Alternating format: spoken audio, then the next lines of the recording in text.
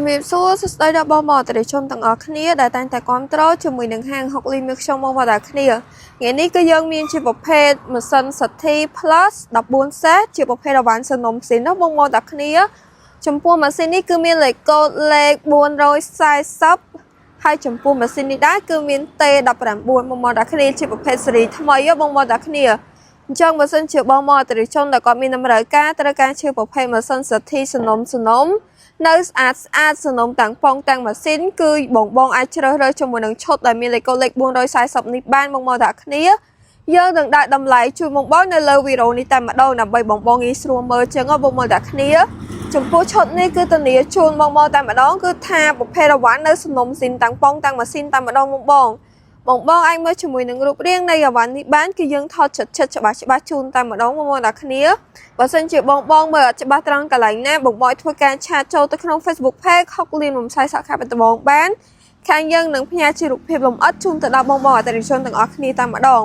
ប្រភេទម៉ាស៊ីនសាធី Plus 14 set នេះដែរគឺមាន T19 ជាប្រភេទអវ៉ាន់សនំស៊ីនណាបងទាំងគ្នាមើលតែទឹកថ្នាំមើលតែអីទៅបងអានេះយកមានធ្វើថ្នាំធ្វើអីថ្មីទេគឺទឹកថ្នាំស៊ីនតែម្ដងនិយាយទៅឡើងខ្ចីញ៉ាញ់ហ្មងបងទាំងគ្នាហើយកន្លែងនេះអីទំដោះបានម្ដងពីរដងនេះកន្លែងប្រឡងបហូរប្រេងបងនិយាយទៅគឺអវ៉ាន់សនំតែម្ដងបងមើលតែខ្ចៅក្បាលកន្លះទៅក៏ដឹងដែរថាអត់ទាន់ដែរដោះទេបងទាំងគ្នានិយាយទៅគឺអវ៉ាន់សនំម៉ាស៊ីនហ្មងបង